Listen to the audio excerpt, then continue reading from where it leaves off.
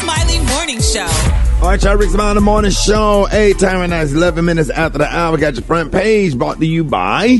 Indeed. Need to hire great candidates? You need Indeed, the all-in-one platform for interviewing, screening, and hiring high-quality people. Visit Indeed.com/credit. Good morning, Ricky. Good morning, everyone, and happy Wednesday. I'm your girl, Eva Marcille, here with a quick look at your front page news, and I have some election results. So, Virginia voters elected newcomer Republican Glenn Youngkin to lead the state as governor. Youngkin won 51% of the votes. Meanwhile, the governor's race in New Jersey, which is normally a blue state, is still too close to call. Now, New York City elected its second black mayor, former police officer and Democrat Eric Adams. Boston has elected its first Asian American mayor, and Francis Suarez won his mayoral race by a landslide in Miami. Now, the 34-year-old Justin Bibb became the second youngest mayor in the city of Cleveland, and Atlanta's mayor's race will head to a runoff.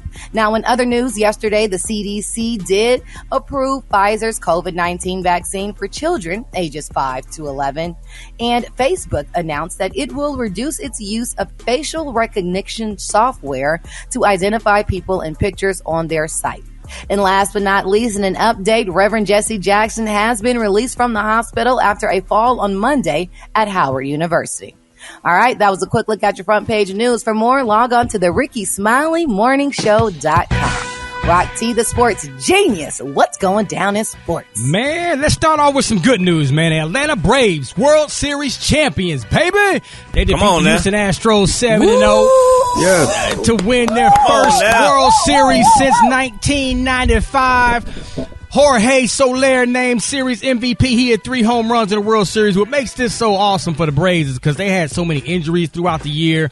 A lot of people started counting them out when some of their key players was going down injured, and they just kept, hey, next man up, next man up, next man up. Now they are World Series champions. Well, got some bad news, though. Las Vegas Raiders released their young wide receiver Henry Ruggs III following his involvement in a vehicle crash yesterday that left a woman dead. He faces felony charges of driving under the influence of alcohol, reckless driving. If he's convicted, positive sentence of 2 to 20 years in prison. The crash is still being investigated, so they're asking people just to kind of, tap the brakes and, first of all, pray for the family of the young lady who lost her life. And Ruggs, you know Ruggs, don't you? Rick? Yeah, personally. Great kid, very respectful. I had an opportunity to speak down there at the university a couple of times. And, he was just always showed up to stuff and was just really nice, man. I really hate that.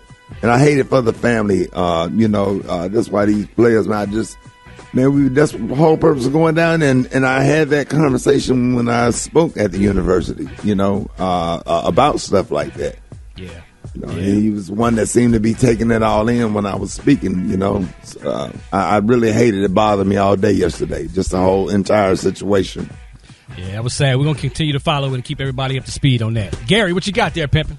All right, they calling it boss moves, honey. Miss Tamar Braxton, y'all know they're saying that Tamar Braxton purportedly, y'all, is working on building a real estate portfolio as powerful as her vocals. Now, they're saying the Love and War singer shared an exciting update recently, y'all, when she revealed that the ink was drying on her first real estate investment project, a plot of land, y'all, indeterminate size located, honey, around Atlanta. Now, they're saying, y'all, that the former reality TV star said that she will develop the land into a multi-million-dollar gated community, complete with a nature walking trail, fishing pond, basketball court, pool, and they said even more. She said, quote, "Today I closed on my first real estate investment project in Atlanta." She said, "It's a $10 million subdivision project, and I'm super excited about it." She wrote on her Instagram.